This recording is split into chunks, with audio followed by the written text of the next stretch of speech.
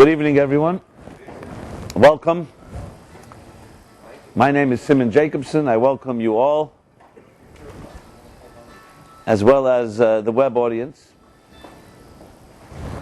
and to another episode of Wednesday Night Live. And hopefully we can infuse some life into our lives. In Hebrew, there's an expression called Machaya Chayim, which means there's a thing called life, and there's bringing life into life.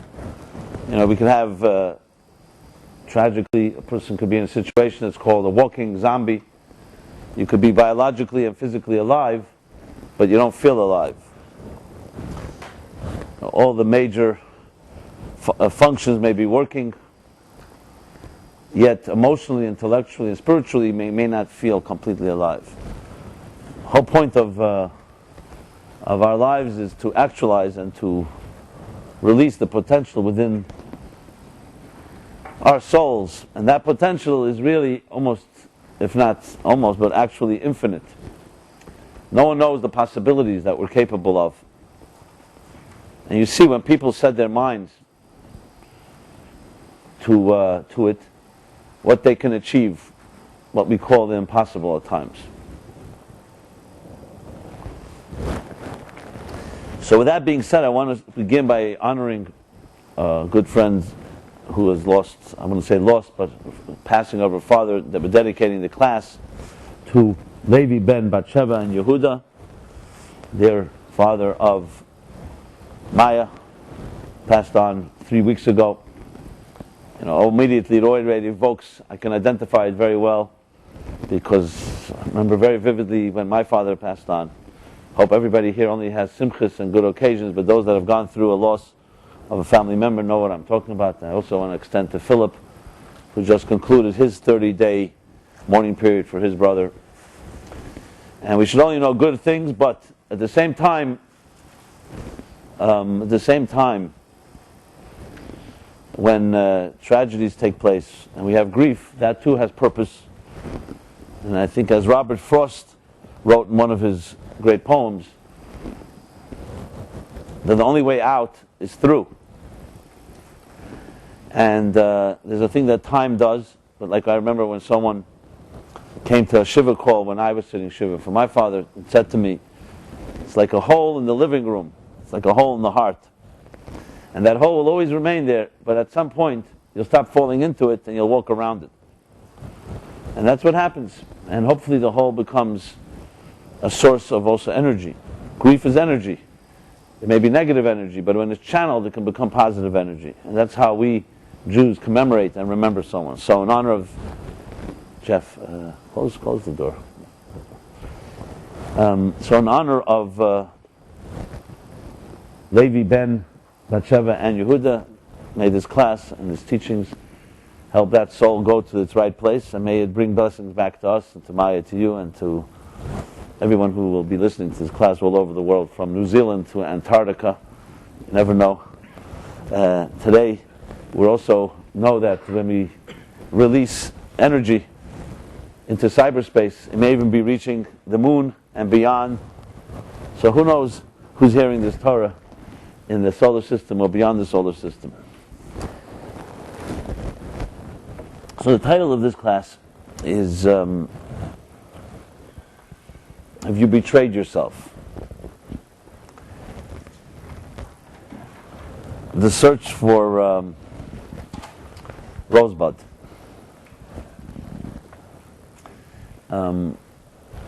Those of you who are cinema, what do you call them, pundits, so know where that reference comes from. Some consider it to be the greatest film of all time, Citizen Kane. William Kane, who was just actually was really meant to be about Randolph Hearst, and he did a lot of pulling strings to try to get that film never to take place, but it did. And the mystery in that film, of course, is the Rosebud mystery, where from the beginning of the film throughout, this word that came out of Citizen Kane's mouth was a source of all the investigation of what is Rosebud. And you probably have to see the film several times to really realize where it comes from, or someone has to point it out to you. At the end of the film, I hope I'm not spoiling it for anybody. If I did, I do. That's it. I've done worse in my life. It's the name of his sled, Rosebud. And at the end of the film, you see it being burned as they throw everything into the fire.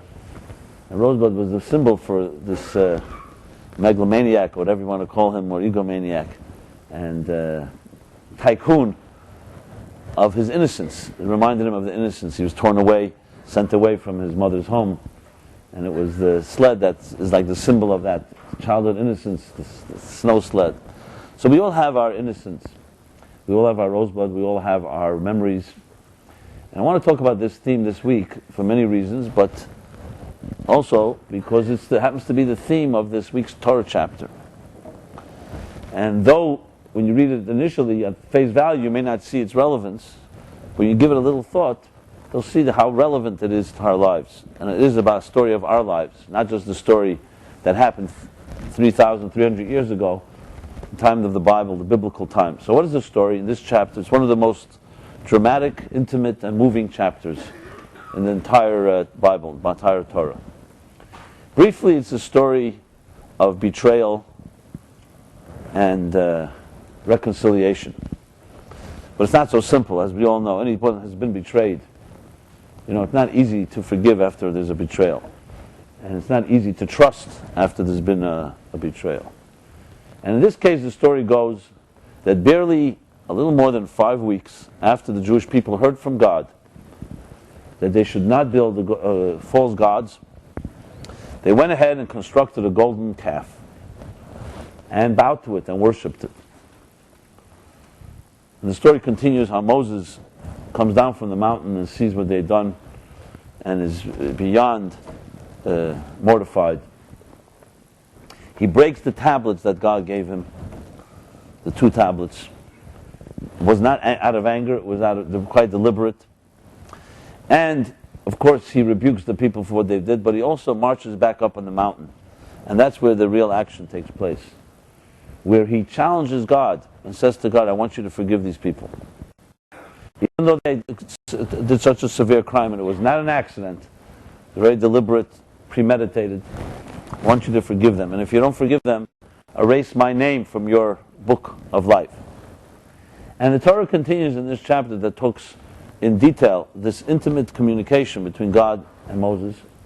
Moses imploring and begging God for their forgiveness. The truth is, the story is really an 80-day story. It took 40 days for Moses to receive the Torah, but 80 days to achieve the forgiveness. And Yom Kippur is the end of the process. Yom Kippur, the holiest day in the Hebrew calendar, is when Moses finally prevails and God says, Salachti kidvarecha, I forgive them. So there are many, many lessons in the story, and I've discussed it many times. My book, 60 Days, actually, about the high holidays is very much around this theme. The high holidays, Yom Kippur, and so on. Elul, the month of Elul. But here I'd like to discuss it in context of betraying ourselves and what we learn from that. Because ultimately the real question is, what did Moses succeed in doing? What was his secret? How was he able to repair such a betrayal? It was absolute betrayal in the worst possible way. What did he say? How did he reach into the heart of God and was able to get God to change his mind, so to speak? So it's a very big question. So you have many, many cryptic and mystical references in this chapter. For example, verses like famous classical lines that you hear where Moses says to God, show me your glory, implying show me your face, show me your essence, what you're like. And God responding, no man can see me and live. And Moses still insists, and God says to him, I will show you my back, but not my face. Obviously these are metaphorical terms, because we're not talking here in any anthropomorphic fashion, but we're talking about the dimensions of what God is all about. What is reality? And Moses was digging and trying to find a place that he can connect with, somewhere where God can transcend even the greatest form of betrayal.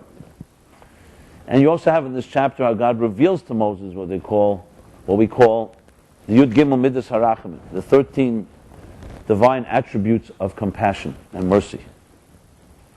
which also are very mystical and cryptic.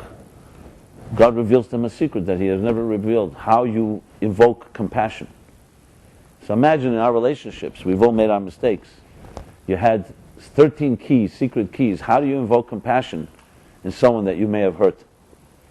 And it's not just about forgetting what happened. Obviously, it requires personal accountability. But yet, how do you reach deeper and access that part of a heart and soul that has been locked up because it's been hurt? So these issues really are very profound psychological and spiritual challenges that affect all of us. So when you read the Bible on its surface level, it appears to be a story between God and the people. It almost seems like a religious battle. But the truth is, it's far deeper than that. It's a battle really about betrayal. And that's why I think, to personalize it, a great question each of us can ask ourselves: have we betrayed ourselves? It may be the hardest question you may ever ask yourself. Because how can a subjective human being acknowledge that you have betrayed yourself? And it's not something that we easily gravitate to. Someone would suggest that you've done something, that you're your own worst enemy, unless you've really gone through a very, very sobering and honest and brutally honest appraisal of your life due to challenges or pain or suffering or hit rock bottom. Most of us don't come to that conclusion that we have done something to ourselves. We usually have a scapegoat, someone to blame. And I'm not saying that necessarily in a bad way. That's the nature of the beast. We don't begin by looking at ourselves. Then, of course, there's the other extreme. People who only look at themselves and they're self-loathing. I'm not talking about that either. So the question is, well, have you betrayed yourself? Well, so let's rephrase or let's elaborate what that really means. All of us were once young children. Can we safely say that? Okay, so far so good. As young children, we were once like freshly fallen snow. When you wake up in the morning, you see the beautiful snowflakes on the ground. Before anyone walks on it, it's just pure. There's something about it that just, not human, divine, until we begin to walk on it. And then, of course, it takes on different shapes and colors. There's the Chelm story, the famous snow story. Chelm was this town of wise people, but their neighbors were resentful, so they created this whole folklore of the foolish people of Chelm. So there's all these Chelm stories. There's the one where the beautiful snow fell on Chelm. And of course, there was the rituals, everyone waking up in the morning, everyone had their time. So Yankel was the first one who wakes up 5 a.m. He looks outside, such a beautiful snow. How can we even go and defile it? Is there a way that I can convince everyone to just stay home today so we can just let the snow be? He says, there's a problem, that Shmerel wakes up at 5:30 and he usually goes to the mikveh then, to the ritual bath. So Yankel gets out on his porch, and when he hears Shmerel starting to make moves, he says, Shmerel, he says, look at the beautiful snow. He says, okay, good. He says, let's make a decision, we don't go out today. He says, okay, but what do we do with Herschel? He's waking up at 6. He says, you tell him. Anyway, each neighbor tells the other neighbors, yelling out of the porch, beautiful snow, let's all not go out. But then there's the problem. The rabbi is going to get up at 7 o'clock, and the rabbi has to go pray. Nobody wants to stop the rabbi from praying. So what are the great Chelm minds? They have this immediate summit conference from one porch to the next, and everyone's thinking of ideas. What do we do? The rabbi has been praying like this for 20 years. He's never missed a day of prayer. Okay, so the end result was that Yankel and Shmerel decided to carry the rabbi to the synagogue so he wouldn't walk on the snow. That was their solution. It sounds ridiculous, but when you think about it, many times we have such solutions, in our lives. Where we think we solved something, we create bigger problems. But the bottom line is the rabbi did not make footsteps in that snow that morning. That goes down for posterity. Instead, we have, of course, Yankel and Shmerel's footsteps for twice as much. So if you look at a child as let's call it today the word template is a very popular word. Think of it as your pure template. Before it was touched, before it was affected by attitudes of your parents, by life experiences, by disappointments, by lies, by grief, all the things that life throws at us. All of us are that child. You've not changed. You may be 20, 30, 40. No one here is that old, right? Anyone over 40 here? No? Good. But maybe 20, 30, 40 years or whatever amount of years later, that child is still you. And if you look at a photograph of yourself as a young child, and I remember once someone calling me, like they said, I've just found a picture of myself when I was like 7 years old. She tells me, and I look into the eyes of that child, and I say, I don't recognize that child. How did I get from there to here? Sometimes you look at a picture of yourself, it's not just the experiences you had, it's the whole image, the whole sum total of your life. And you wonder how the script changed, what happened. And of course it doesn't happen overnight, it's accumulative and from so many different directions. So it's a healthy thing to do, even though it could be sometimes quite traumatizing, to see. Any healthy growth consists of looking at how things are, the point of departure. We never get lost in the woods suddenly. It always starts with a little veering off. And then you keep going, and then suddenly who knows where you are. So it's a healthy thing to be able to retrace steps. But here it's not that simple because it's not just going back there. A lot has happened. A lot of water under the bridge, scars, wounds, mistakes, misunderstandings, immaturity, whatever it is. We all have that history. So the first thing we have to all know, we're all in the same boat. It may be different, our trajectory and our script may be different, but we all began as that freshly fallen snow. And the second thing we have to know, which is the key message, and that's why Moses was Moses, that child never really died. That child never really disappeared. He or she may have gone undercover, and there may be many, many layers, but it's there. And that's why Moses knew that he would prevail, and he would not take no for an answer. But we'll talk about that some more soon.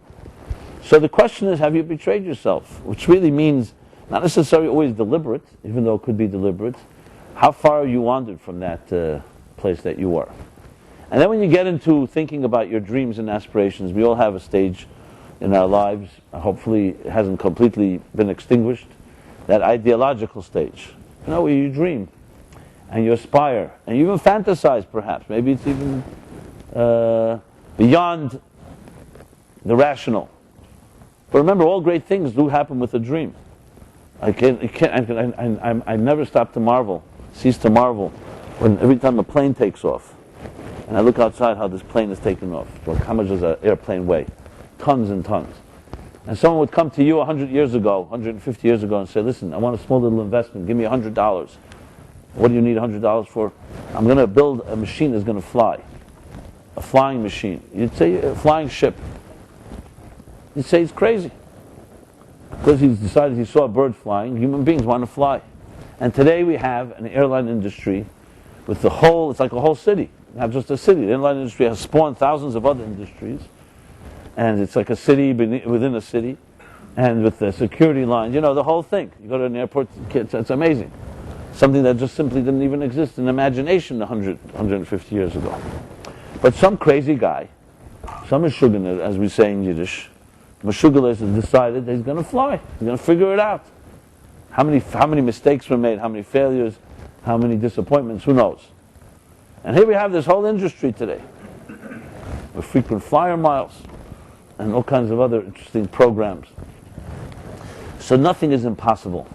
And it all begins with dreams that are usually not actually normal, to be honest. If you're too normal, you usually don't get anywhere. The question is how you balance the two. So the idea is that each of us has within ourselves many, many dreams and aspirations. And what's happened? What usually happens, and I can't speak for everyone here because everyone has their own story, but what usually happens as life goes on, wears on, it wears us down. So some of our dreams we give up on, some of them we begin to become too realistic. Resignation sets in, cynicism, apathy, the list goes on. And sometimes if someone reminds you and ignites that spark that once the dreamer in you, or the aspirer, or whatever it was, you can shed a tear or two about what you lost. And then, of course, reality sets in. The question is, what's reality? Is reality the wear and tear of day-to-day life, or maybe that was reality? There was a time where children were seeing child psychology. Read some books on child psychology 100 years ago, and you'd be amazed of how different children were looked at. Children were looked at, I just recently read, as dumb and mute. Even if they spoke and everything, children were seen as absolutely not influenced by their environment. They were adults in the making. Think of it like, like a piece of wood that's not yet been shaped. So once in a while it's a piece of wood, it's just a piece of wood. Today it's all upside down. Today we're taught that children, the younger the age, the more impressionable they are, which is no news to a Torah-thinking person, because Judaism always taught that. All of Judaism was built around children. I mentioned last week, when God gave the Torah, who are the guarantors? He asked for guarantors. So first they offered sages, then they offered the men, then they offered the women, then they offered the scholars, and the visionaries, and the wealthy. God rejected all these guarantors until they finally, the bottom of the list was the children. And God said the children will be the guarantors. Because then I know there's a future. I know it will be passed on. Judaism is all around children. Passing on to children. That doesn't mean, God forbid, that a person is not blessed with a child, that they can't in any ways complement that. Children are also your students, are people you influence. The point is, it's not just about you, it's about perpetuating. So, psychology is just beginning to catch up. In Judaism, there's extensive discussion, even in pregnancy, how a woman and father and mother behave. Even in pregnancy has influence on how the child will ultimately develop. That even science hasn't yet fully come to terms with, because it's hard to study these things. So today children are seen as a whole entity of their own. And in that sense, if that's true, then most of your life, as some psychologists say, by the time we're 7, 8 years old, all the ways you process things and decision making and your personality has been developed. It's just not full blown. It's a microcosm, but it's all there. And the rest is history, essentially. If that's the case, then basically most of us have been shaped by something long before we had any control over it. So, we hardly have control as adults, but definitely as children, who controlled our environment? It was our parents, educators, friends, situations that you didn't really have much say about. And at the same time, there's that pure child, as I said, the freshly fallen snow. So there's no question that we have, either intentionally or unintentionally, some way wandered away from that place. And of course the big question is, can you get back? That's the biggest question of all. But like anything, half the cure of a disease is awareness. If you don't first acknowledge how far you are from it, you're never going back, because you may think you're there already. So it's critical to also be aware, as the Baal Tanya, the author of the Tanya, Rabbi Shneur Zalman of Liadi once said, it's important to know how small you are and how great you can become. There are people who know how small they are, and they're constantly berating themselves how little, how inferior they are. That's one half of it, but you have to also know how great you can become. And there are people who know how great they can become, but they don't know how small they are. So they have illusions of grandeur, and they may see beautiful vistas and destinations and horizons, but they're delusional in the sense where they don't know where they are. You can delude yourself, you think you're there already, or halfway there. So even when you teach a beginner student an art or music, even a beginner, it's always important to show a beginner student what the great masters achieved. The best art in history, the greatest music in history. Because it's a backdrop. It's like before you're going to draw a circle, you want to juxtapose it over a perfect circle so you'll know how far off are you. In a way, when we study about people like Abraham, Isaac, Jacob, Sarah, Rivka, Rachel, Leah, Moses, all these greats in the Torah, they're considered to be not just personalities, biblical personalities, they're actually archetypes. You read about an Abraham, you're learning about the archetype of what it means to be a loving, giving person. You learn about Isaac, you learn about what does it mean to be a disciplined individual. Jacob, compassion. Each personality, each character in the Torah is an archetype of a particular personality that you can compare yourself and say, okay, that's his life. Now where do I stand? So you have something to compare to. You think you're loving and giving? So check out Abraham and tell me how good your giving and loving is. So it's critical to have these backdrops because they help you know where you stand and compare to what you can achieve. And those are the 2 points that are necessary in any growth. You have to know where you are and you know where you can go. As I said, most of us know one or the other without a proper balance. So to be able to retrace our steps and reconnect to some of that ideological or dreams and aspirations we may have, you have to also know where you are today compared to that. And not in order to feel bad, but simply to have a realistic picture. It's more like accountability type of thing, clarity. So in this story, in this week's chapter, all this is exposed in detail. So the first question, of course, is, as I said, is how far have we wandered? And do you believe in yourself enough that you could really reconnect to that part? I find that the difficult, most challenging thing of all.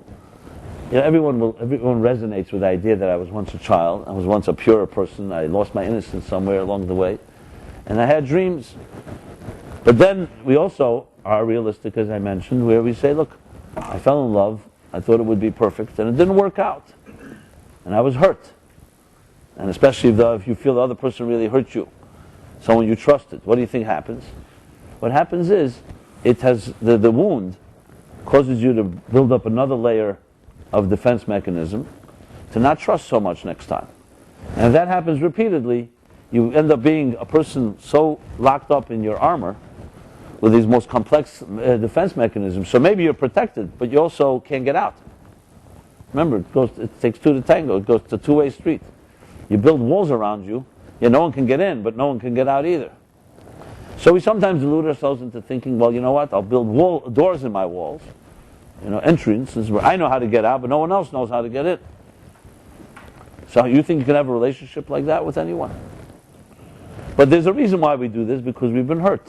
And when we're hurt, we want to protect ourselves. It's a natural reaction. Nothing wrong with it even. But you have to know that you did it, and you have to know how many walls you built up, or else you're not aware. Or else you have no idea when you're speaking to someone how many projected defense mechanisms are coming into play while you speak. Now, this is not something that's comfortable to talk about because it's very hard to acknowledge. We don't like to believe that you're projecting something you're not in control of. But you ever thought about it? When you talk to someone, do you know really how they see you, or it's how you think they see you? And we all have blind spots in this area. Until, God forbid, we get hurt enough, and maybe then we come to such a brutal honesty, as I mentioned. But it's not an easy thing to come to acknowledge. What really are you projecting? Because you may think you've developed such sophisticated arms and tools, even subconsciously, I don't even mean intentionally, that nobody really can see through you. And there are people who are great party animals, they're socialites.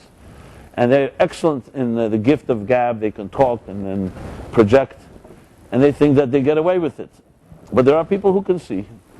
Because remember, there are other people who have also done the same thing. And people who can see that this can be a veneer. This is not about exposure. It's about really looking at yourself. We're not talking about someone imposing themselves upon you, show me who you really are. But unless you're ready to ask these questions, you're definitely not going back to the place before that armor was built, because you convince yourself that this is now working for you. Or even worse, how much of it is unconscious? How much armor have we built up that we don't even know about? You think when young children are hurt, deeply hurt, you think that they deliberately go build it. God gave them the blessing to be able to protect themselves. You grow up, sometimes you could be a completely different personality who you really were born because of life circumstances. This is very common. Very common. Some people call it in extreme terms, out-of-body experiences. Others call it that you develop a personality to cope with the harsh realities of life. And the real personality that you were or are deep inside remains trapped or locked forever. In the 70s and 80s, there were the different therapies, different ideas of reconnecting to the inner child, which was about how do you connect that personality that you become, the adult, to the child that you were once. And there were different exercises and very interesting stuff. There was, I recall, Robert Bly was big into that. There was, what was his name? He was a pastor. John, it will come Bradshaw. And others that were very big into this. I remember seeing, I was just in passing, and then it was mesmerized me after a while. I was watching, I don't remember how it was, I think I was seeing some video, maybe it was on PBS. And it was James Bradshaw, was his name, John Bradshaw. Anyway, he was doing this workshop. I think I mentioned it here more than once. He was doing this workshop with a group of maybe 40, 50 people in the room. And it was on television, And right away, his skeptical side says, it's a stage, what are you really going to see? But he was doing this thing, and suddenly it caught my attention, because he had everybody, all these adults, close their eyes. And then suddenly you heard in the background, you heard like a sound. And after a few seconds, you realize what it is. It was like an amplified heartbeat. So there was like this thumping heartbeat that the whole room, and you heard it on the screen, a thumping, like pump, pump, pump, like a thumping heartbeat. And he asked everyone to close their eyes, and he begins to slowly speak. And that's when I started listening to what he was saying. And he's saying, this heartbeat, I want you all to imagine, is the heartbeat of your mother. This is your mother's heartbeat that you are listening to for 9 months without end. Because what does a child hear all the time? A fetus in its mother's womb. The most obvious sound is the heartbeat. I'm sure there are other sounds, but the heartbeat is a dominant sound. And when you're closed in a chamber like that, the heartbeat is quite loud. So this is for 9 months you were surrounded by this sound. And he begins to get people into this mode where they're thinking like that. And it caught my attention. I right away, it was very, very captivating, almost hypnotic. And he slowly begins to speak. This is your mother speaking to you, as you hear the heartbeat in the background. I've been waiting for you for so many years. I have a special room for you when you were born, a warm room with a nice blanket. I'll cuddle you up. And he goes on like maybe at least 5 minutes describing how the mother, I don't remember all the lines, but it was extremely moving. And literally I burst into tears, everybody in that room burst into tears. So yeah, you could say it was manipulative, if you want to be skeptical, but it's still, this is what happened. And he goes on and on about how the mother is waiting for this child. And no matter what happens in your life, always remember that I will be there for you, unconditionally. I've waited for you. They keep saying the waiting. I've waited all my life for you to come to this world. And again, the background is this heart thumping, which is very soothing sound. Especially after a while, it becomes like, it starts growing on you. And then finally at the end, he stops, he pauses, and the place is quiet. You hear the sobbing, very quietly, but it wasn't loud cries, but you could see people got in a very, very emotional state. And then finally everyone wakes up, so to speak, everyone opens their eyes. And he doesn't talk a lot, it speaks for itself. So what's happened? Why was this so emotional?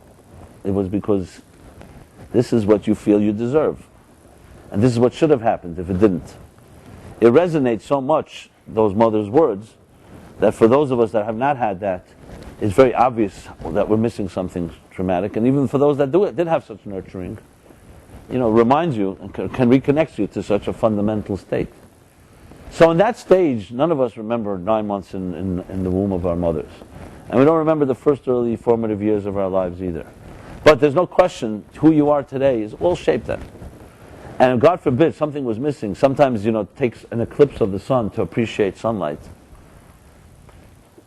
When you're breathing healthily, you don't necessarily, you take it for granted. But you go to a hospital, God forbid, you see someone struggling to breathe and they need a machine, suddenly realize a breath is a gift. It's a blessing.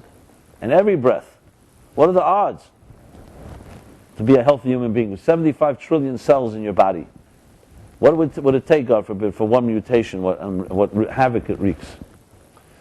So we don't appreciate health. Health doesn't feel like anything. As a matter of fact, if it feels like something, that's a problem. If someone says, what does health feel like? What does it feel like?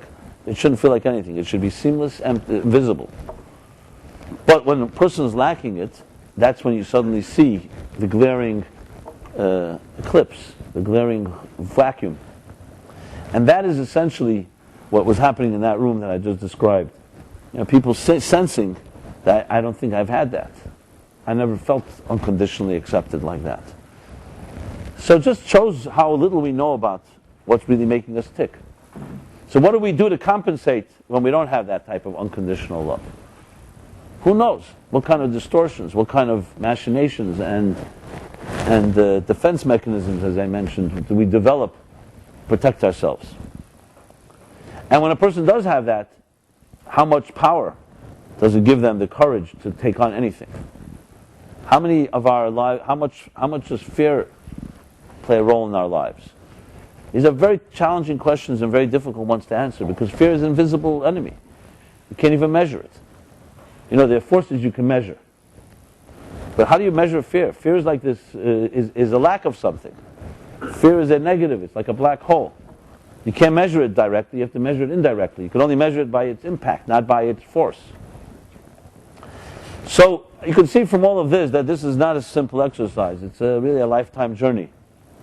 But it forces us to ask the real questions about who we are, who we think we are. Many of us have sugar-coated, or however you want to call it, layered all these issues with success.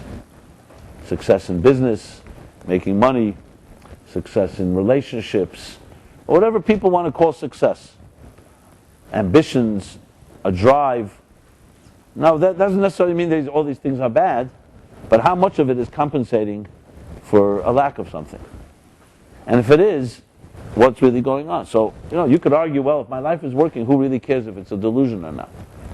But if that's your argument, I really have nothing to say to that. That is people's choice.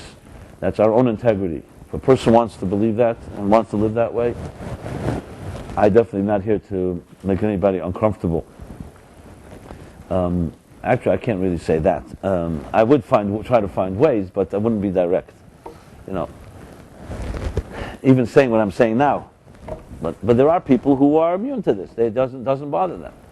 As long as they feel they're riding high, and that's all that matters, and instant gratification. I've definitely met individuals like that. I'm sure I'm myself guilty at times like that when you're riding well and everything seems to be going well. You can delude yourself into thinking it's going to remain that way forever. But life tends to not really be such an equilibrium. So I'm assuming, and this is the assumption of any discussion, is that we're looking for more. And the fact is, whether this is a blessing or a curse, relationships ultimately is the litmus test. It's very hard. You can maintain success perhaps in business and success in your social life, but ultimately in real intimate relationships, it just cannot hold if you're going to be two personalities. If that personality that has been buried for so long remains locked and you are living a different way and with all the defense mechanism, it will give. So in a way you could say that's a curse. You could say, I wish it didn't affect my relationships and I could just live this type of dual personality, almost like duplicitous personality. But you could also see it as a blessing. Maybe that's a wake-up call. So the fact is we are human beings, and no matter how old or how young you are, we need relationships. And we do respond to integrity and to honesty. And we want real love. Yes, you could delude yourself for a while, but somewhere it's going to begin to eat at you. Why? Because your soul is alive. It says, Ani yesheno v'li be'er. I may be asleep, but my heart is awake. So King Solomon writes in the book Song of Songs. And there's life inside of you. The best sign of it is that we have anxiety. Anxiety, the mystics say, is the voice of your soul telling you there's something wrong.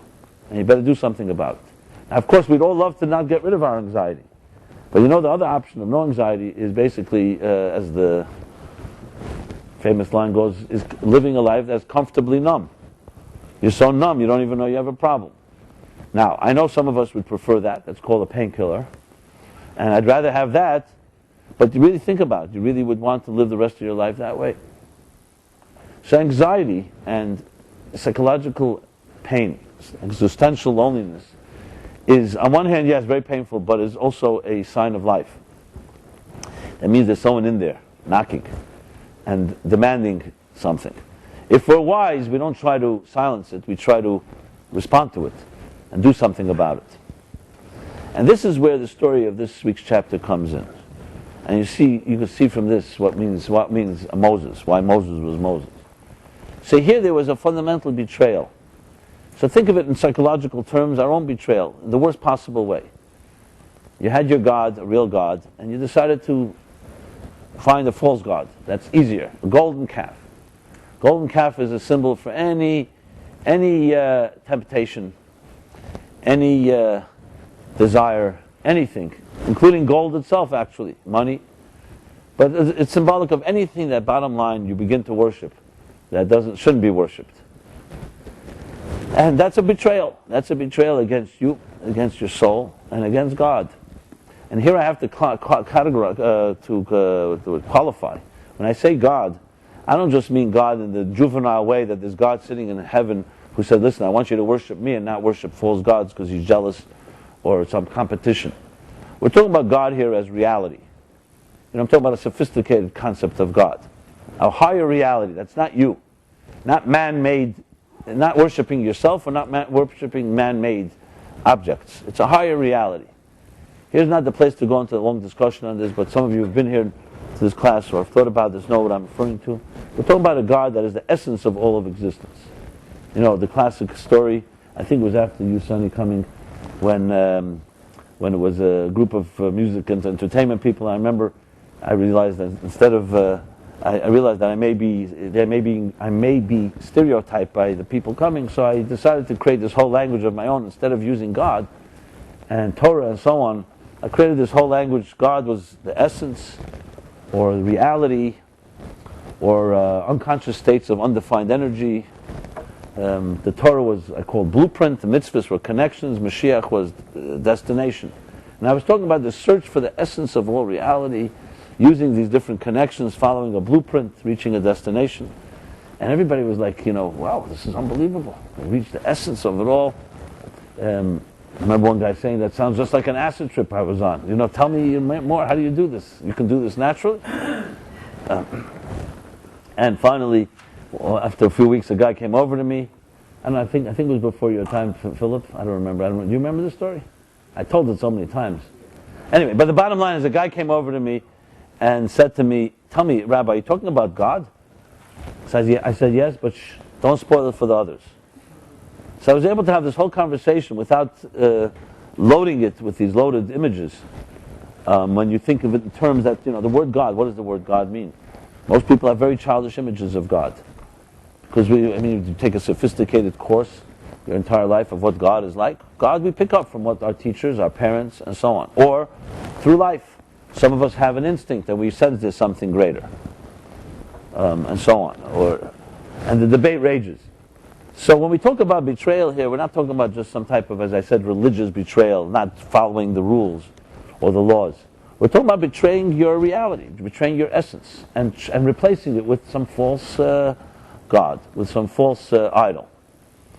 So what does Moses do? God says to him, actually, why don't you go build yourself another nation? They messed up. You I trust, you were with me. Moses was not with them when they built the golden calf. He was in heaven. And go build another nation. It seemed like a perfect solution. Moses is off the hook. The people who deserved the punishment, they messed up. And they were quite deliberate. It was a real crime. There's no excuse. Seemed like a great solution. And coming from God, what better solution is there? And Moses absolutely refuses. Which itself is a nice act of chutzpah. It says to God, no, I don't accept that. I want you to forgive them. And as I said earlier, if you don't, I will erase my name from the book, from the Torah. And Moses shatters the tablets. I just want to point out how significant these things are. It's not a small matter here. Let's start with shattering the tablets. The tablets, mind you, were engraved by God. They were shaped by God. Only time in history God actually took a physical thing and shaped it. And engraved the holy words of the Ten Commandments. That's the first tablets. Now, you've all been to synagogue. You've seen how we treat a Torah scroll, right? Torah scroll is locked up in an ark. The ark is in a higher place. When you open the ark, everybody rises. Kiss the Torah scroll. People follow every word. It has to be perfectly written. God forbid, if a Torah scroll falls down, and that has happened, it's considered a tragedy. It's considered a bad omen. People will fast. They'll repent. They'll do all kinds of things because it was a bad sign. Even if by accident. It's not a good sign, a Torah scroll that falls down. Here comes Moses, and not just a Torah scroll. This is the ultimate Torah scroll. This is the first of them all. This is greater than any Torah scroll. And not just by accident, he deliberately shatters them at the bottom of the mountain. It says it specifically in this chapter. It's mind-boggling. So people dismiss it and say, he got angry and he was out of control. First of all, that's absolutely not true. It was quite deliberate, as you'll see in a moment. It was intentional, and it wasn't out of anger. And even if it was anger, Moses was a man with presence. He had a presence of mind. He wouldn't go, and Moses was Moses. He just was with God for 40 days and 40 nights. Taking the tablets to break them is not a simple matter. So that's one thing. It's pretty powerful. Then he says, erase my name from this book. Now, what does that exactly mean? Remember, this is not some novel, the Torah, this book, Macheni no Mesifrecha, or some man-made book. This is the book of life. So it's one thing, Moses is ready to sacrifice his body. He's ready to sacrifice his comforts, his physical life for us helping the people. Fine. Erase my name? Why would Moses want his name erased from the Torah? That's like erasing his connection to God. It's like his soul will be erased. He wasn't at fault, that's for sure. It wasn't his fault that this happened. Why would he say to erase my name? And he wasn't playing with words. He wasn't like some type of empty threat that they say. He's saying this to God. So you have here just based, obviously, something very dramatic. And when you think about it, it's like almost, it's impossible to even understand. What could be the story behind this? Makes no sense. Well, there's another time we have the word Macheni, erase my name, which actually God uses that expression. The Rambam, Maimonides, in the end of the laws of Hanukkah, says like this. He talks about the law when if let's say you have enough money, only enough money to buy one candle, and it's Shabbos and it's Hanukkah is coming. Friday is Hanukkah. You only have money for one candle. Should you light a Shabbos candle? Should you use the candle to be a Shabbos candle or a Hanukkah candle? You can't do it for both because it's two different candles, different blessing is made, etc. So you'd think the argument could be made that you should use it for Hanukkah because Shabbos, there's 52 Shabbos a year. There's only one Hanukkah in the year. So you could say Hanukkah is special. You could always light Shabbos next week. The answer is no. Maimonides says the law is that you light the Shabbos candle. Why? Because the Shabbos candle represents peace, shalom bayis, domestic harmony between husband and wife, between spouses. Whereas Hanukkah candle represents Pirsum Nisa, which is publicizing the miracle. And Maimonides continues and says, and peace is the ultimate blessing, because the whole Torah was given to bring peace to this world.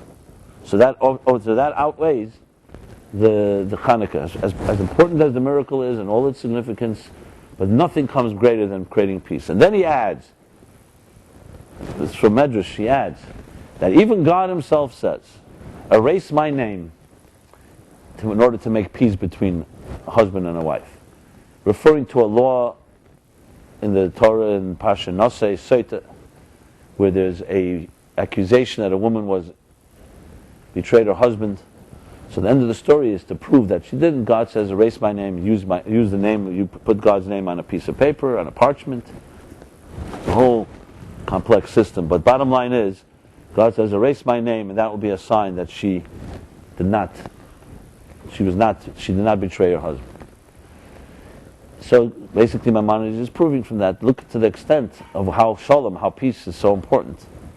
Reconciling between the love between a husband and wife, that if there's any accusation, any betrayal, any thought of betrayal, God himself says, erase my name.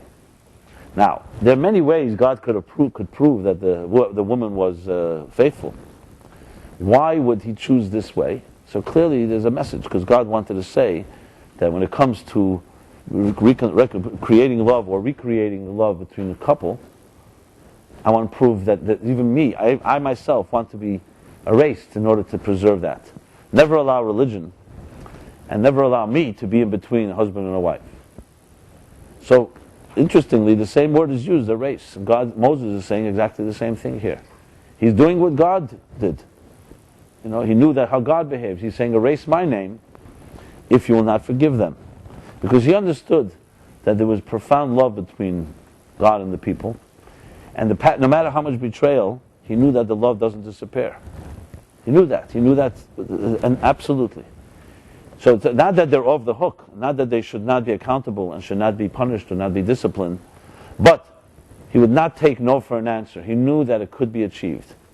It was the ultimate faith in the fact, basically to paraphrase, and Moses may not have said these exact words, but the idea was, he's saying to God, you created these people. You created them flawed human beings. You knew that they would be flawed. You know that they have a Yetzer Hara, which is an evil inclination. They have temptations, and they'll make mistakes. You knew that at the outset when you created them, and yet you created them. And you want to have a relationship with them. What do you want? Perfect human beings. So yes, they have to be accountable for their mistakes. But what am I supposed to do? If I build now another nation, and I leave them, what message does that leave for history? That you can never correct your mistakes. Which human being can survive with that? Everyone. Well, I'll have another nation, they'll make another mistake. And then you'll say, let's choose a third nation.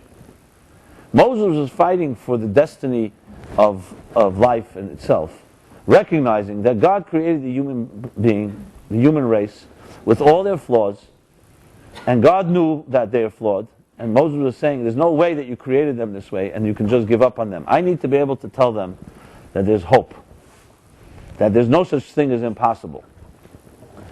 And 80 days it took Moses to prevail. Now you may say, well, God knew he would prevail, right? So why did he give him a hard time? Well, think about it. He gave him a hard time for very intentional reasons. Because it had to come from the people. God couldn't just say, hey, you know something, you made a mistake. Hey, I forgive you. Let's start again. It doesn't work that way. It had to come with a struggle, because you have to be ready to have such a relationship. This doesn't mean that every betrayal is easily forgiven. You have to work at it. But someone that really loves another human being will find a way to reach them, even if they've hurt them deeply.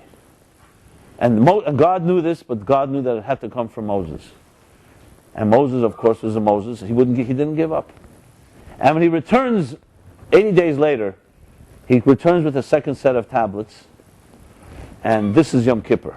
That's why Yom Kippur is such a powerful day. It's the birth of hope. Without a Yom Kippur, concept of Yom Kippur, all of us are basically damaged goods, and you can never go back. Yom Kippur gave concept of tshuva. There's a thing called return. See, the Hebrew word for tshuva means return. Doesn't mean repentance, actually. When you repent means actually the opposite of return. Repent means you give up, you repent, and regret the past and start anew. Return means you return to something. What are you returning to? To your sin? Obviously not. You're returning to that freshly fallen snow before it was hurt, before the crime. That's the power that tshuva has. But that doesn't come easily, because to reverse the clock takes a lot of work. That's why Moses had to do what he had to do. And he had a lot of work to do. And it wasn't easy. After 40 days, God still refused him. Till finally he invoked the 13 attributes of compassion, which in Kabbalistic and in many writings explains the power of those 13 attributes. It's basically 13 secrets God gave him, how you can reach me when all else fails. There's the story of Acher. You may have heard of Acher. Acher in Hebrew means the other. It's a very derogatory name. Acher, another. You say Acher. Such Acher, the other. Why was he called this? His actual name was Elisha ben Avuya, which was a very nice name. Why would you dismiss someone and call him? How would you like to be called the other? Not very complimentary. Well, the story goes, and it's a series of stories, that this Acher was a great sage. And with 3 other sages, they went into the paradise, into the garden, into the orchard, which is considered, they had a mystical experience. And one died, one went mad, Rabbi Akiva came out in peace, and Acher became an apostate. The Talmud talks about different stories that he's experienced, that ultimately he lost his faith. But this was not a small man. It wasn't like he lost his faith and that was it. He was a brilliant man. And the Talmud tells amazing stories about Acher. Acher had many students. Rab Meir was one of his students who would go to him even after he had lost his faith because he wanted to study. When they asked him, how could you do that? He says, I take the fruit and I throw out the peel. It was one Shabbos. And Rabbi Meir went to his teacher to study with him, but his teacher decided he wants to take a ride on a horse on Shabbos. So the student walked to the other side, and Acher was riding on the horse. They came 2,000 cubits out of the city, where halach in Jewish law it's called Erev Tarchum. It's a place of the Tchum, which is that you're not supposed to go further on Shabbos without particular, because it's public territory, public property. So Acher, who was brilliant as he was, tells Rab Meir, you have to go back. See, this is a man that was desecrating Shabbos, telling him you should go back. So he, of course, says to his teacher, he says, why don't you come back with me? Which he meant more the ways than one. And his teacher said to him, for me it's too late, I can't go back. The story goes, and there's a lot to talk about this, but just I want to get to a certain point, that the Reishus Chachma, a great Kabbalist, writes about him. The end of the story is he finally dies, and an agonized soul.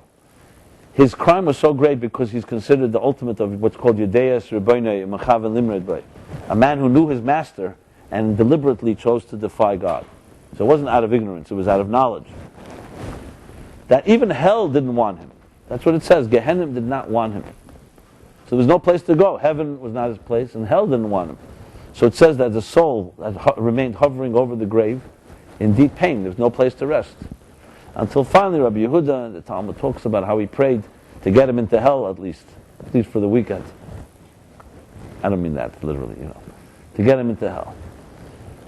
Anyway, the story continues that when Acher finally came to the court, heavenly court, and the charges were read to him, so the question that was asked, God asked him was, you know that tshuva, en lecha davar emid b'fnei tshuva, nothing stands in the way of tshuva. Every human being can return. Why did you not do tshuva at some point? And he said, because I heard a call from heaven, a baskal it's called, a heavenly cry, that said, everybody can do tshuva, chutz ma'acher.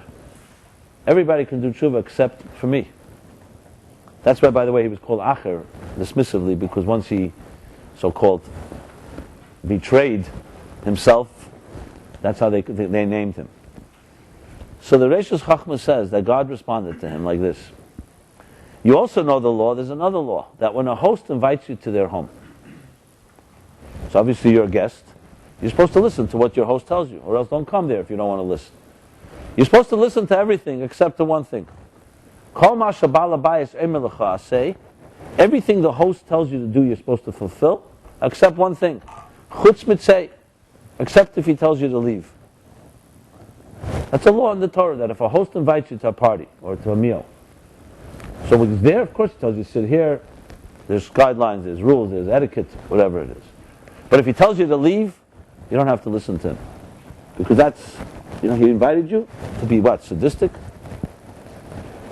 So God says, if that's the case, don't you realize the same thing is, so even if you heard from heaven a call that said, everybody can do tshuva except you, that means leave, you should have known the law that Baal Habayis, even the owner of the heaven and earth, even God, the master of the universe, the ultimate host, can't throw you out.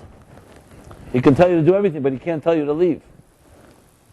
And that, of course, left him speechless, Acher, because he didn't think of that. But it just shows to show you that even God says no, it's also not absolute. Now, I'm not going to get into a discussion, is this a game? Obviously, it's not a game. Because God basically was telling Moses, look, what do you want from me? It's true, the human beings are flawed. But the world is a world of cause and effect. You put your hand in fire, your hand gets burned. The Jews betrayed themselves and they built a golden calf. There are consequences. What do you want me to do? The consequences are built into the system. So God wasn't just being difficult, he was really telling them the problem here. I created a system. What am I supposed to do? Change my own program? And Moses says, absolutely, you're the programmer, you can change the program. I'm not saying do it every day, but give me a chance. Give me one opportunity. Give me one back door that I could tell people there's a way in. And he prevailed. And he was successful. Obviously, once in history there was a man like that, because you need to have unbelievable superhuman powers to do that. Imagine standing with God and God tells you no, no, no, no. At some point, it gets quite difficult. Now, just to show you, it wasn't an anomaly. Moses, his whole life was this way. When God chose him to be the leader, he also said no. And he keeps fighting with God. He's always fighting with God. Then when he prays 515 prayers to go into the land of Israel, until God tells him to be quiet, to stop praying. So you talk about a man who's quite obstinate, let's put it this way, to put it mildly. But for good reasons and for good causes. We wouldn't be here today had he not been that adamant. So what does it mean now, going back to the story with ourselves?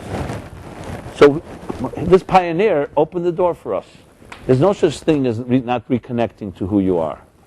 No matter what dream, what aspiration, no matter what kind of betrayal, abandonment, infidelity, unfaithfulness to your own destiny, your own calling, there's no such thing as you cannot return. Just impossibility. Does it mean that it's easy? Absolutely not easy. As I said before, there are steps. The first step is exactly as Moses did. You have to be accountable. There's no way you can go back if you're not accountable. You're not going to get in to that door just because you decide you want to go back.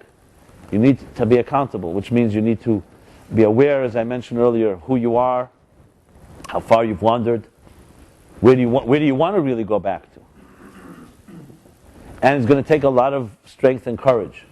So in practical terms, those of us that have given up on ourselves in certain ways, even relationships, sadly I hear it too often, too often for my taste, that people say, I don't think I'm going to end up finding my soulmate in this lifetime. I'm not talking about people who are 95 years old. I'm talking about people 40, 35 even, 45. It's just one example, or other such things. And it's sometimes you could talk to someone openly and tell them, look, I absolutely disagree with you. Sometimes people don't want to hear that, but it makes you cry inside because the person is being their own worst enemy. Because by them giving up, that they've closed the door. They've closed the door. Once you don't believe in it yourself, you don't believe in yourself anymore, very hard, how could someone else believe in you? And even if they do, what are they supposed to do with you? You're not ready, you're not cooperative. I'm just using that as an example. There's hundreds such examples. Because you see, we get stuck in the mud. We get stuck in the rut of our lives. And what is the biggest concerns we have are mostly around financial, immediate concerns at work, at home, whatever other things we talk about in therapy. And that ability to so-called review your whole program and how you've wandered from here to there seems formidable. It seems overwhelming.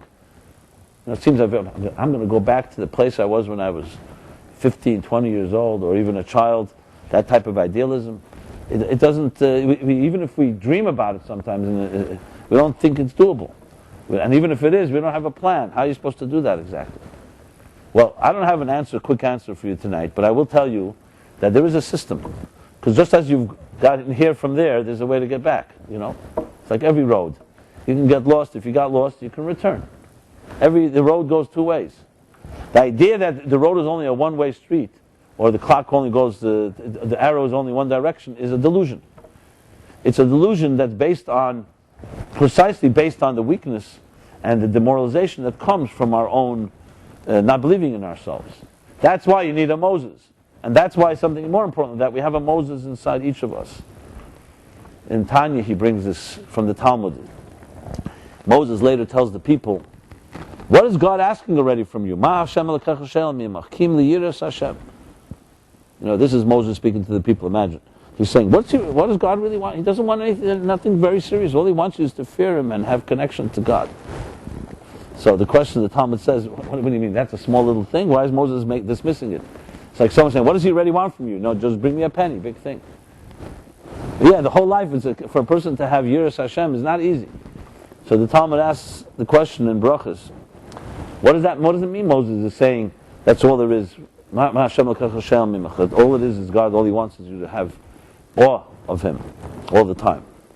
So the Talmud answers, Moses is talking about himself. For him it was a small thing. Milsa Zutra Sihi, it's a small thing. So he asks in Tanya, what kind of answer is that? We're not talking about, he's talking to the people, not to himself.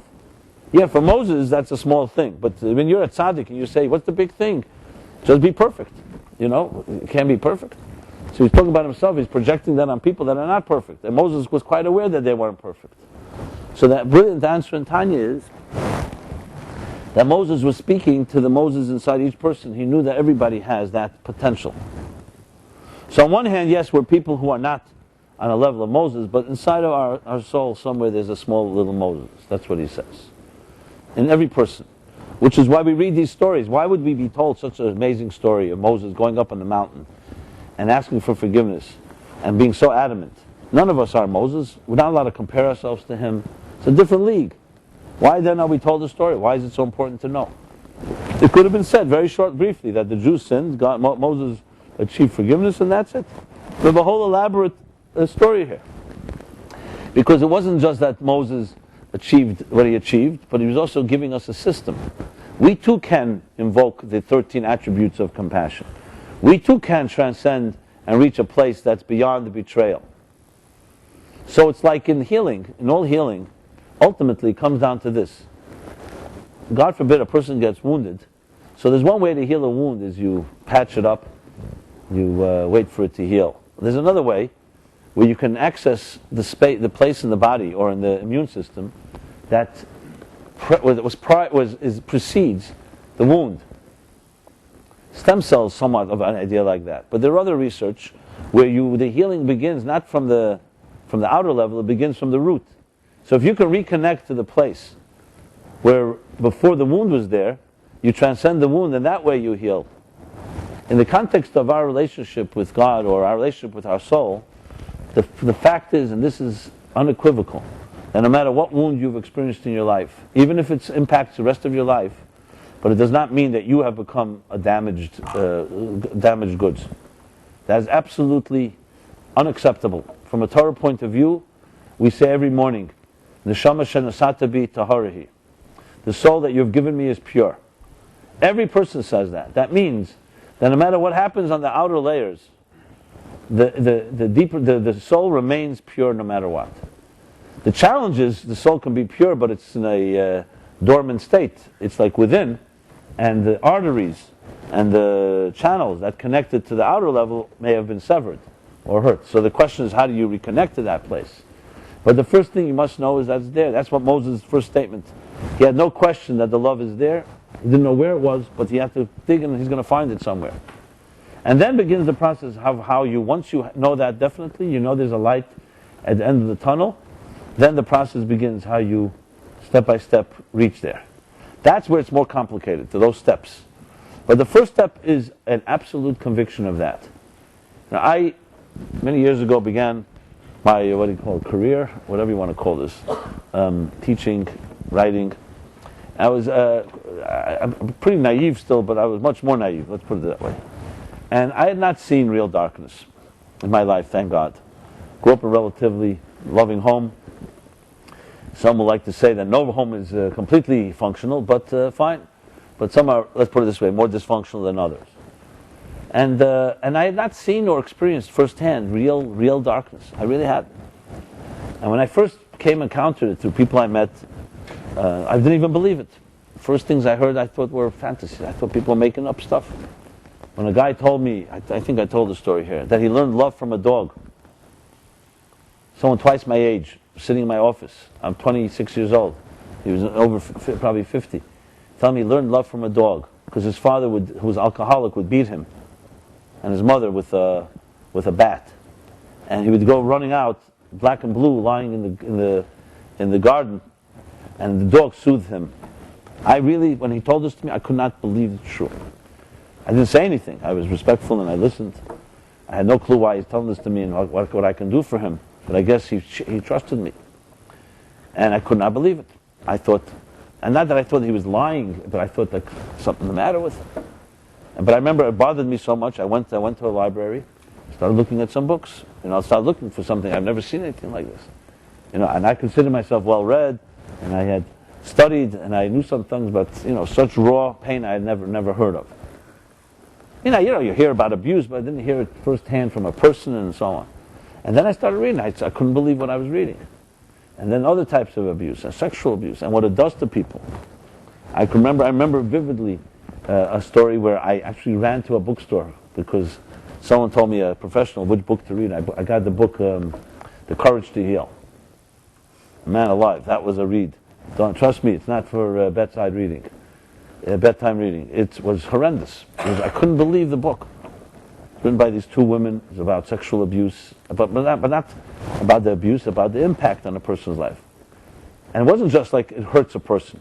The whole change of the rules, the twilight zone, that everything is different. That what a person who's grown up in a healthy home expects, for them everything is the opposite. Imagine knowing that someone loves you, and in your mind you believe and feel that that person that loves you is going to slap you in a moment, is going to hurt you. And it's as real to you as the love. Because that's what were rewired when people abuse you that were close to you. I don't want to go through all the... And I remember I couldn't believe what I was reading. But then something happened to me that was very, very meaningful, which was, I realized it's being told to me, I'm reading about it, I'm hearing, and I knew it was real situations. At some point I knew it was very real. And it wasn't just being told to me for my information. And I started digging into the Torah and saying, so what does the Torah have to say about this? And let me tell you what I discovered. And it played itself out in real time. I discovered that as dark as it is, the light is stronger. And I remember fighting with people who would tell me, there's no way, I will never heal from what I went through. And some people who went through real, honest, they were not in denial, they knew what happened to them, and they were really felt that was over for them in certain ways. And I remember literally fighting in words. And I realized, and I said, look, you know something? When you study the deeper teachings of Chassidus, and you talk about the place where darkness meets light, this is discussed. But for me, it was academic before I met it in real life. For me, it was an academic concept that God is deeper in the darkness than he is in the light. I always knew that when you study Kabbalah, you study Chassidus, this is a common concept. But to me, it was a philosophical idea that God transcends light and dark. He transcends labels and definitions. So of course, God is not light, not dark. Now, when you don't see darkness in real life, it's a nice concept and it's very eloquent, actually. When you see it in real life, I actually tested it.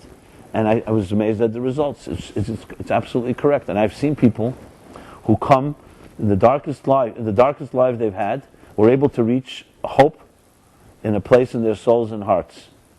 I'm not saying it was due to me alone, but I opened the door for them. And I realized, I saw it in real life, just as their darkness was real, so was the hope that they came to, and so was the newfound love. Now, did it change their life? Did the abuse disappear? Absolutely not. We're not talking about magic here.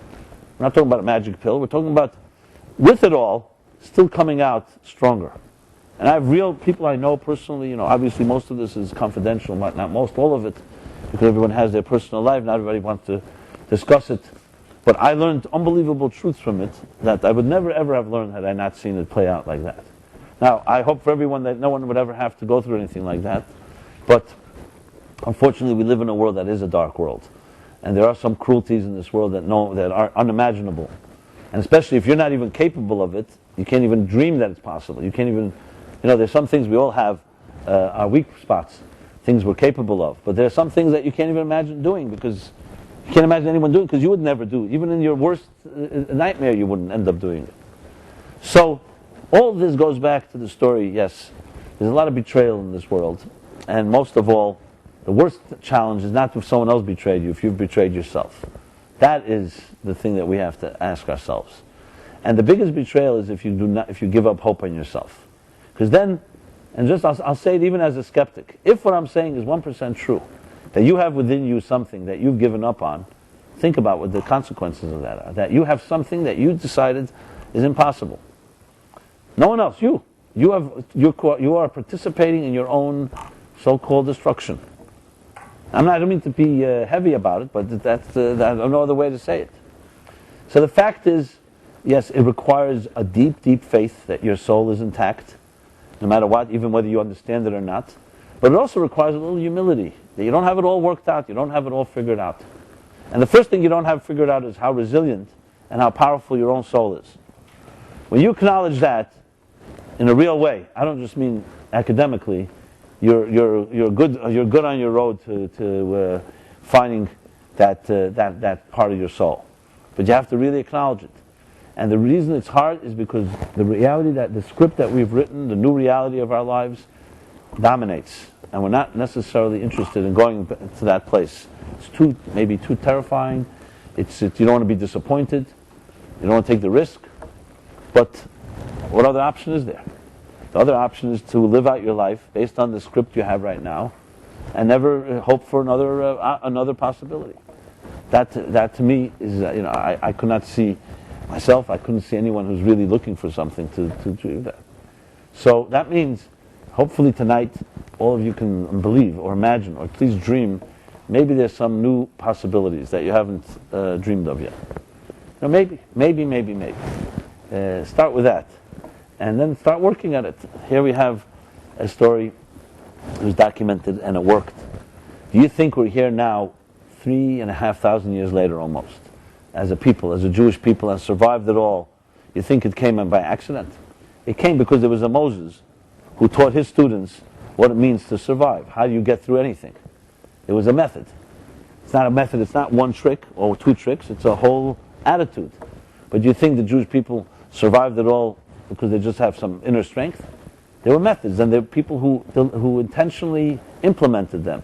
It starts right here with Moses, how he fights with God, gains God's promise, hope, forgiveness, that there is a back door, and nothing is impossible.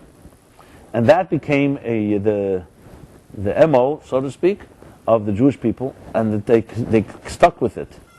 Not that we have to wait till we hit rock bottom and see the abyss, but even when it came, we were able to get through it. It always amazes me. You know, they have this thing called in literature today, deconstructing literature, which means you take books, you deconstruct it and figure out the author and his personality and his life. You know, deconstructing it by trying to get to the core of what was the driving force, even whether it's fiction or nonfiction. In many ways, they say fiction is even closer to nonfiction than nonfiction is, because it's the story of someone writing it, even if they made up the characters, but the story is based on something. So, you know, you can see in certain books, you can discover authors, how they were abused, what kind of mothers they had, fathers. You know, Freud, we know very much about Freud's mother, because basically he told us that we all have such mothers. You know, and thinkers and scientists basically project their experiences onto others. I'm not saying it's always a bad thing. You know, that's their point of reference, and for good or for bad, that's what they do. So it always amazed me. By contrast, when you look at all these authors, you can know a lot about Shakespeare from the time he lived in and his personality from his writings, hints. Especially if you deconstruct it, you can find an author puts in his soul into his words. You could find out about experiences they went through, and a lot has been discovered with this method. But here's the question that I had when I heard about this deconstruction. By contrast, let's do a study in contrast. We have authors, and the Jews were authors, hundreds and hundreds, thousands and thousands of writers, from Rashi, Ramban, Rashbam, Ritva. I mean, the whole list of, from the time of Moses, Jews were writing. The real writing began, of course, with the written Torah, when the oral Torah was written down, the Mishnah, the Talmud, the Rabbanon Savaroi, the Goinim, Rishonim, Achronim. These are all the generations of the different stages of Torah scholarship. But they always were writing. Till this day, we still have hundreds of manuscripts that have never been published, that are still discovered, and that has been published. There's literally hundreds of thousands of books that are not repetitive, mind you. Now you look at book after book. Let's take Rashi. Rashi is the classic commentator, lived 1,000 years ago, on the Bible, on the Talmud. Today it's indispensable. You can't learn Chumash without Rashi. Rashi was a man, he lived in Worms, he lived in France. And in the worst of times, this was during the time of the Crusades. The Ramban, Nachmanides, similar. One after the other, they were living in the worst of times. When I say worst of times, what does it mean? There were pogroms. Jews were being massacred mercilessly. You can never know. Books were being burned. Families were being destroyed. And here were these people writing these commentaries. You go through the commentary. I challenge anyone here to find one reference. Somewhere you'd think that they would talk about their anguish. I mean, Rashi cared about his children. You know, what's going to happen to them tomorrow? There's enemies out there. You know, who wouldn't write down, and if they're writers, somewhere hint to some of the challenges? And you read these books, these commentaries, hundreds and hundreds and thousands of pages, you don't find any disturbance, you don't find that they have any challenges, you don't find any pain. It's as if they're living in utopia. So yeah, you can make the argument that they were completely detached and out of touch. But hardly. You know, you're talking about people who are quite compassionate human beings, cared about their children, were not interested in being killed and massacred. Where did they have that presence? They were able to sit commentary on Chumash. They knew something that had to be, that transcended even the worst of times. They had a power. They did not allow their spirits and their writing and their teaching and their Torah to in any way be impacted by the immediate circumstances, no matter how horrendous they were. That's why we can learn a Rashi today. He's as fresh and eternal as it was 1,000 years ago. Had it been impacted, you could say, you know what, Rashi's commentary is shaped by his experiences, blah, blah. Here he wrote a commentary that would last forever. Tell me what kind of spirit you need to have to be able to write like that. And this is not one. This is every generation. And they left us words that are eternal, that when you study them and pore over them, you can great, unbelievable strength and courage.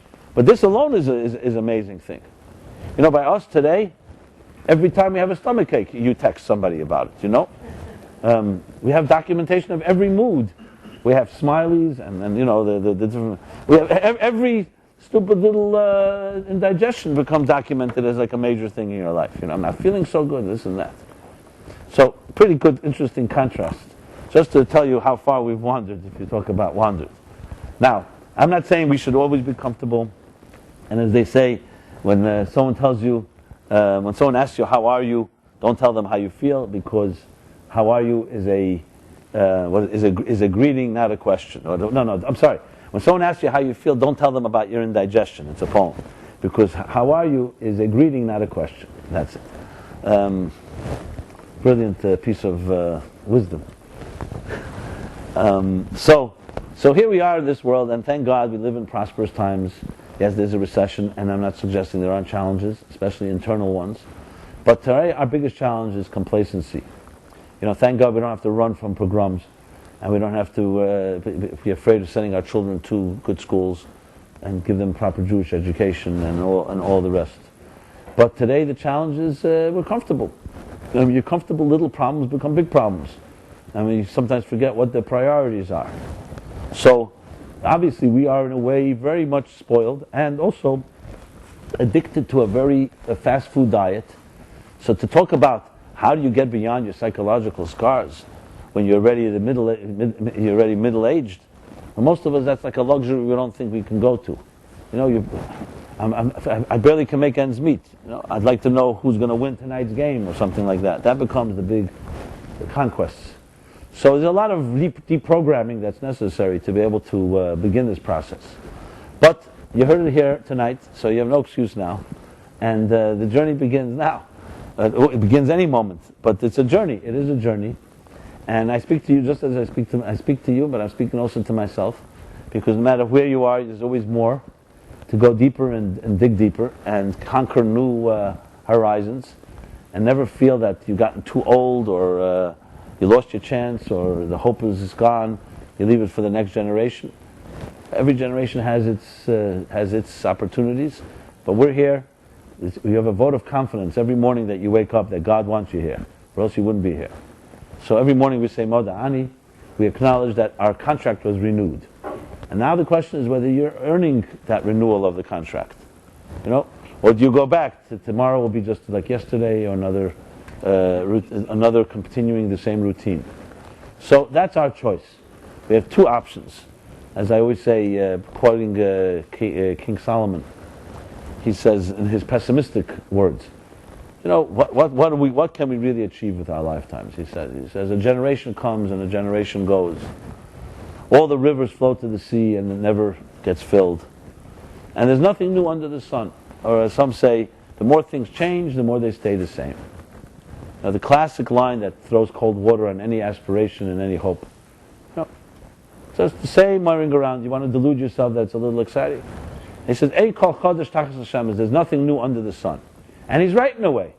You read history, okay, today it's Egypt, and then the Middle East, and another generation it was a different name. You know, the same jealousies and pettiness and fights and wars. So it's different names, not to minimize the tragedy, but you can think it's like the generation comes and a generation goes, and there's nothing new under the sun. But if you think about the words, he says something. He says nothing new under the sun. But above the sun, there's a whole other story. So that's our choice. What script will you live by? Are you going to follow the script below the sun? Yes, then more or less you will take the road most traveled, which is just continue the routines, the habits. We're habits, we're creatures of habits. Or will you, something wake up inside of you, be ignited, maybe by this week's chapter in Moses' path, the road less traveled, the one that says that you could climb above the sun, and then there's new paths, things that you have not seen before. And it's been done. So you don't have to feel you're first. There are people who have done it, there are people doing it right now. So I want to wish you all that this should be a good beginning tonight for a new path. And please see me and say us in Meaningful Life Center as partners with you in this. We need each other. I need you to teach me new paths. I teach you new paths. And we all together can chart a new course of our lives and find hope in places where we may have lost some of hope. And we have Moses within us, eating away and demanding, behooving us to respond. So I want to say again, the class has been dedicated to a beautiful soul, Levi ben Batsheva and Yehuda, and that soul continues to live on and gives you strength, and everyone you know. And let me say that tomorrow night, Philip will be giving his class. Philip, please take a bow. Philip will give his class 7 p.m. tomorrow evening.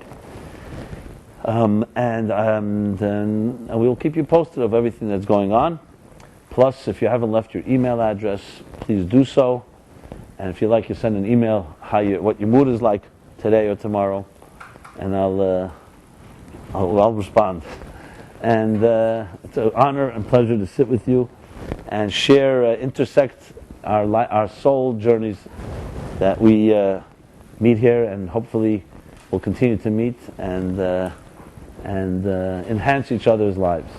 So thank you very much, everyone, and have a very good night.